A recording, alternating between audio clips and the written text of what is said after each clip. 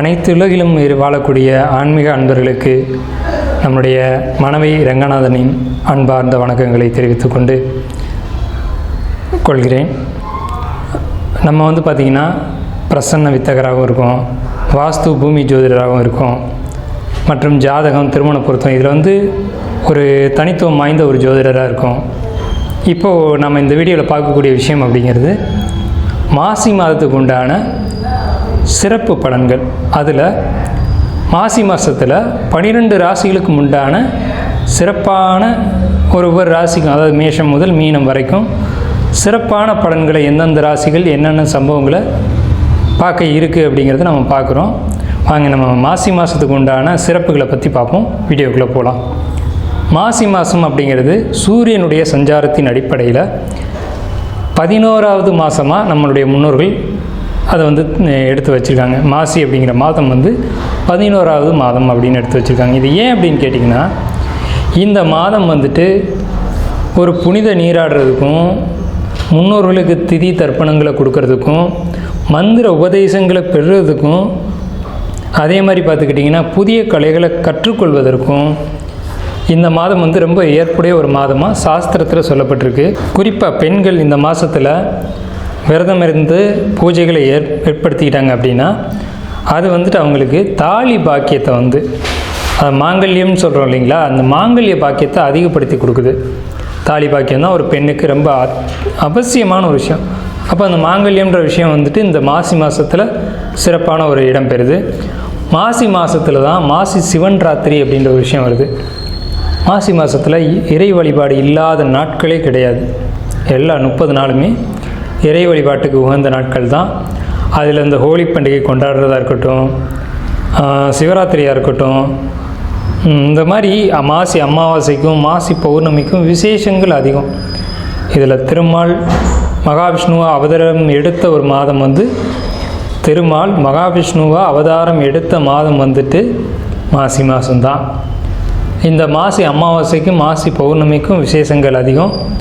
மாசி மாதம் வரக்கூடிய மக நட்சத்திரம் தான் மகாமகம் அப்படின்னு நம்மளுடைய சாஸ்திரம் விசேஷமாக அந்த ஒரு 12 வருஷத்துக்கு ஒரு முறை புனித நீராடல் அப்படின்ற ஒரு விஷயத்தை நம்ம மேலே சொன்னோம் இல்லைங்களா, அந்த விஷயத்தை கொண்டு வராங்க. இதில் தாக்ஷாயினி அப்படின்ற அவதாரத்தில் பார்வதி தாயார் அவதரித்த மாதம் இது. சிவன் திருவிளையாடல் செய்ததும் சிவன் அவதாரம் எடுத்ததும் இந்த மாதத்தில் தான். சிவன் தான் தன்னுடைய திருமணத்தை பார்வதி தேவியை திருமணம் செய்து கொண்ட மாதம் இந்த மாசி மாதம். ஸோ இந்த மாதிரி எண்ணற்ற சொல்ல முடியாத ஏகப்பட்ட விசேஷங்களை கொண்ட மாசி மாதம். குறிப்பாக சொல்லணும்னா 12 மாதங்களுக்கும் 12 தனித்துவம் வாய்ந்த சிறப்புகள் உண்டு. இருந்த போதிலும் மாசி மாதத்துக்குன்னு உள்ள சிறப்புகளை நம்ம மேலே பார்த்துட்டோம். அன்பார்ந்த மிதுனராசி அன்பர்களே, இந்த மாசி மாதம் உங்களுக்கு எப்படி இருக்க போகுது அப்படிங்கிறத நம்ம இந்த வீடியோவில் பார்க்குறோம். மாசி மாதத்தை பொறுத்த வரைக்கும் மிதுன ராசிக்கு கிரக நிலைகளை முதல்ல பார்த்துருவோம். மாசி மாதம் கிரக நிலைகள் அப்படின்னு பார்க்கும்போது உங்கள் ராசியில், அதாவது மிதுன ராசியில், நீங்கள் பிறந்த மிதுன ராசியில் குரு வக்ரமாக இருக்காங்க. குரு இந்த மாதத்தில் வக்ர நிவர்த்தி அடைகிறாங்க. ஸோ இது உங்களுக்கு ஒரு குட் நியூஸ், நல்ல விஷயம்னே சொல்லணும். என்ன விஷயம்னு கேட்டிங்கன்னா, 7ஆம் அதிபதியான குரு 10ஆம் அதிபதியான குரு உங்கள் ராசிக்கு வந்தது நல்லதா கெட்டதா, சுகமா சுமையா அப்படின்னு கேட்டிங்கன்னா சுகம்னு தான் சொல்லணும். ஆக்சுவலாக அது பாதகாதிபதி அப்படிங்கிற கான்செப்டில் வந்தாலும் கூட சுகம்னு தான் சொல்லணும். ஏன்னு கேட்டிங்கன்னா, வக்ரமாகி 2 தடவை வந்திருக்காங்க. இந்த ஆண்டில் 2 தடவை குரு ராசிக்கு வந்திருக்கிறது அப்படிங்கிறது வக்ர கதியோடு இருக்கும்போது நன்மைகளை செய்யணும் அப்படின்ற அமைப்பு இருக்குது. கணவன் மனைவி உறவுக்குள்ளேயா இருக்கட்டும், நண்பர்களுடைய உறவு அமைப்புலையாக இருக்கட்டும், அதே மாதிரி வியாபாரத்திலையாக இருக்கட்டும், பொருளாதாரத்திலையாக இருக்கட்டும், தொழில் வேலைகள் அமைப்புலையாக இருக்கட்டும், உங்களுக்கு பெரிய அளவில் நன்மைகளை ஏற்படுத்தக்கூடிய மாதம் மாசி மாதம். அதில் வக்ர நிவர்த்திக்கு பின்னாடி புதிய தொழில் தேடுறவங்களுக்கு, வெளிநாட்டு வேலை வாய்ப்பு தேடுறவங்களுக்கு, அதே மாதிரி பிஸ்னஸ் சம்மந்தமாக இருக்கவங்களுக்கு, ஒரு வியாபாரம் பண்ணக்கூடியவங்களுக்கு மிகப்பெரிய அளப்பரிய நன்மைகளை இந்த மாசி மாதத்தில் உங்களுக்கு கண்டிப்பாக இந்த குரு வக்ர நிவர்த்தி செய்யும் அப்படிங்கிறதுல எல்லளவு கூட மாற்றம் இல்லை. அதே மாதிரி உங்களுக்கு 3ஆம் இடத்து கேது. இந்த கேதுனுடைய பார்வை அப்படின்னு பார்த்தீங்கன்னா, உங்கள் ராசிவே தன்னுடைய 3ஆம் பார்வையால் கேது ஆன்டி கிளாக்வைஸ் பார்ப்பாங்க. அப்போ கேது எங்கே சம்மந்தப்பட்டாலுமே கேதுவுடைய ஞானம் அப்படிங்கிறது அங்கே வெளிப்படும்.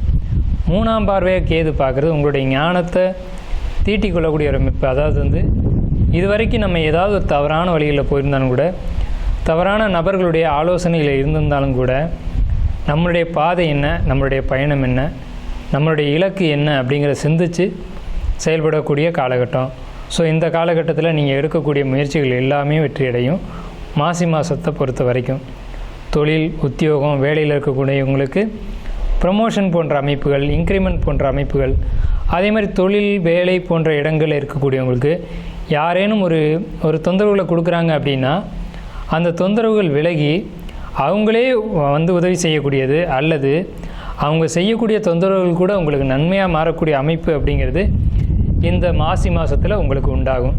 அதே மாதிரி பார்க்கும்போது உங்களுக்கு 7ஆம் இடத்ததிபதி வக்ரம் அப்படின்னு பார்க்கும்போது கணவன் மனைவி உறவுகளுக்குள்ளே ஏற்பட்ட சிக்கல்கள், வீண் வம்புகள், வில்லங்கங்கள் இது எல்லாமே மாறி ஒருத்தர் அனுசரித்து போகணும், வாழ்க்கை துணை தான் முக்கியம் அப்படிங்கிறத ஒருத்தர் புரிஞ்சுக்கிட்டு வாழக்கூடிய அமைப்பு அப்படிங்கிறது இந்த மாசி மாதத்தில் ஏற்படும். அதுவும் ஒரு நபருடைய ஆலோசனை பேரில் ஏற்படும். அதாவது வந்து உங்களுக்குள்ளே இருந்த கருத்து வேறுபாடுகள் நீங்கள் எதிர்பார்க்காத வகையில் ஒருத்தர் வந்து எடுத்து சொல்லி உங்களுடைய குடும்பத்தில் தலையிட்டு இதை இப்படி பண்ணக்கூடாது, இப்படி தான் பண்ணணும் அப்படிங்கிற ஒரு ஆலோசனை கிடச்சி, எதை தின்னா பித்தம் தீரும் அப்படின்னு தேடிகிட்டு இருந்த ஒரு இடத்துல இதுதான் வழி, இதுதான் பாதை அப்படிங்கிறத சொல்லிக் கொடுக்கறதுக்கு ஒரு நபர் வந்து உங்கள் வாழ்க்கைக்கு வருவாங்க. நல்லா புரிஞ்சுக்கோங்க. அடுத்து வந்து உங்கள் ராசிக்கு 8ஆம் இடத்துல செவ்வாய்.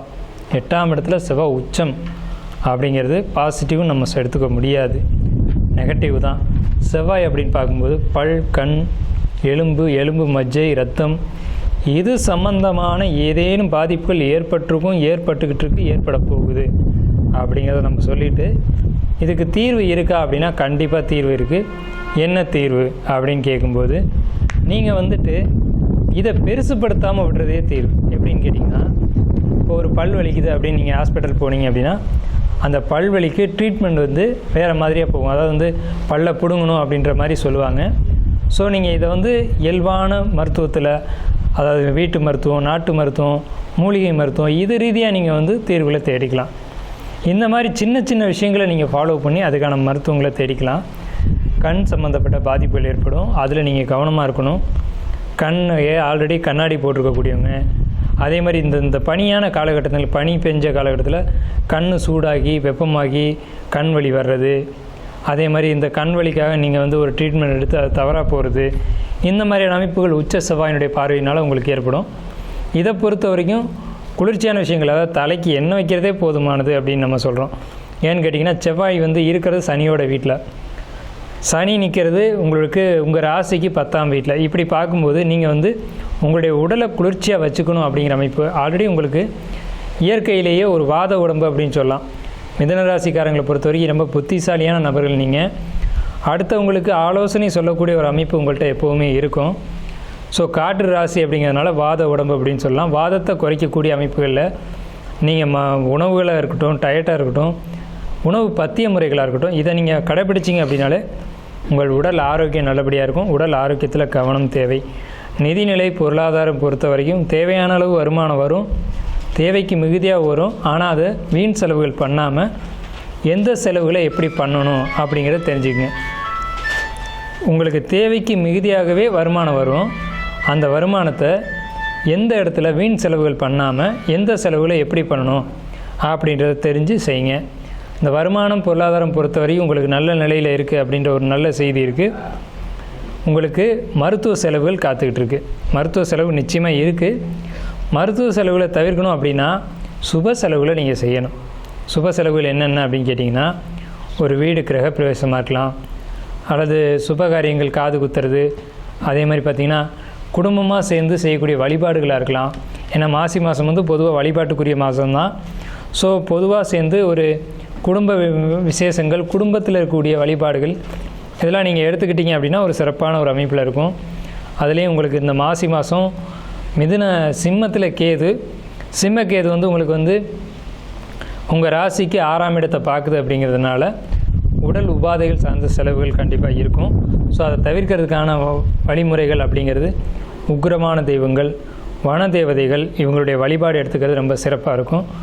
தொழில் உத்தியோகம் பொறுத்த வரைக்கும் இதில் இருக்கக்கூடியவங்களுக்கு கவலைகள் சஞ்சலங்கள் இதெல்லாம் ஏற்படக்கூடிய வாய்ப்பு உண்டு. மாணவர்களை பொறுத்த வரைக்கும் படிப்பில் மட்டும் கவனம் செலுத்தினா போதுமானது. படிப்பை தாண்டிய சிந்தனைகள் வரும். படிப்பை தாண்டிய சிந்தனைகள் வேண்டாம். படிப்பில் மதிப்பெண் குறையிறது, அதை மார்க்கு குறையிறது, தேவையில்லாத விஷயங்களை ஸ்போர்ட்ஸு இந்த மாதிரி விஷயங்களில் கவனம் செலுத்துறது, இந்த மாதிரியெல்லாம் அந்த மாசி மாதத்தில் கவனங்கள் சிதறும். அதனுடைய கவன சிதறல்கள் அவ்வளோ நல்ல பலன்கள் இல்லை. ஸோ நீங்கள் உங்களை பொறுத்த வரைக்கும் இதில் மட்டும் கவனம் செலுத்தினா போதுமானது. சந்திரன் உங்களுக்கு சந்திராஷ்டம நாட்கள் மட்டும் ரொம்ப கவனமாக இருக்கணும் மிதுன ராசிக்காரங்க. வழிபாடு அப்படின்றத பொறுத்த வரைக்கும் வெள்ளிக்கிழமையில் சுக்கிர ஓரையில் உங்களுக்கு சுக்கிரனுடைய வழிபாடோ அல்லது துர்க்கையம்மன் வழிபாடோ ரொம்ப பெஸ்ட்டு. அதே மாதிரி உங்களுக்கு தொழில், வேலை, உத்தியோகம், மாணவர்களுடைய படிப்பு இது எல்லாமே சிறப்பாக இருந்தாலும் கூட குடும்பம் அப்படின்ற ஒரு விஷயத்தை பொறுத்த வரைக்கும் குடும்பத்தில் ரொம்ப கவனமாக இருக்கணும். தேவையில்லாத பழக்க வழக்கங்கள் உருவாகும். அந்நிய நபர்களுடைய தொடர்புகள் உருவாகும். இதில் பொறுத்த வரைக்கும் ரொம்ப ரொம்ப ரொம்ப எச்சரிக்கையாக இருக்கணும். தேவையற்ற பழக்க வழக்கங்கள் ஏற்படலாம். அது வெளிப்பழக்க வழக்கங்களாக இருக்கலாம், அது அல்லது உங்களுக்கு இயல்பான ஒரு நடைமுறையான பழக்க வழக்கங்களாக இருக்கலாம். இதில் மட்டும் ரொம்ப கவனம் செலுத்தணும். ஏன்னா மிதுன ராசிக்காரங்க எப்போவுமே தடம் மாறிட்டாங்க அப்படின்னா திருப்பி அவங்க அந்த தடத்துக்குள்ளே வர்றது அப்படிங்கிறது ரொம்ப சிரமம். தடமாறாமல் முடிஞ்ச வரைக்கும் இருந்துக்கிறது பெஸ்ட்டு. புத்திசாலியாக நீங்கள் புத்திசாலித்தனமாக நடந்துக்கிறது ரொம்ப நல்லது. ஸோ உங்களுக்கு மிதுன ராசிக்கு இந்த மிதுன ராசிக்கு மாசி மாதத்தினுடைய பலன்கள், செவ்வாயினுடைய பலன்கள் ஓரளவுக்கு நல்ல பலன்களை தருது. அதே நேரத்தில் மிதுன ராசிக்கு 10ஆம் இடத்துல உச்சமடையக்கூடிய சுக்கிரன் பொருளாதார தன்னிறைவை கொடுக்கும். கலைத்துறையில் இருக்கக்கூடியவங்களுக்கு மிகப்பெரிய பாராட்டுகளையும் மிகப்பெரிய வெற்றிகளையும் கண்டிப்பாக ஏற்படுத்தி கொடுக்கும். கலைத்துறையில் இருக்கக்கூடியவங்களுக்கு தான் வெற்றி. அதே மாதிரி யூக வணிகம் சொல்லக்கூடிய ஷேர் மார்க்கெட்டாக இருக்கலாம், அல்லது இது மாதிரியான பிட்காயின் இந்த மாதிரியான இன்வெஸ்ட்மெண்ட்டில் இருக்கக்கூடியவங்களுக்கு பெரிய லாபங்கள் கண்டிப்பாக இருக்குது. உங்களுடைய இன்வெஸ்ட்மெண்ட்டை கரெக்டான டைமில் வெளியில் எடுத்துருங்க. உங்களுக்கு லாபம் வரும்போது அதை வெளியில் எடுத்துருங்க. நிச்சயமாக பொருளாதாரத்தில் பெரிய வெற்றி மாசி மாதம் மிதுன ராசிக்கு உண்டு. ஸோ உங்களுக்கு நல்ல செய்திகள் தான் அதிகமாக இருக்குது. இந்த மிதுன ராசிக்கு மாசி மாதம் யோகமான காலகட்டம்னே சொல்லணும். ஸோ உங்களுக்கு 100க்கு 99% நல்ல பலன்கள் தான் இருக்குது. வாழ்த்துக்களும் நன்றியும் வணக்கங்களும்.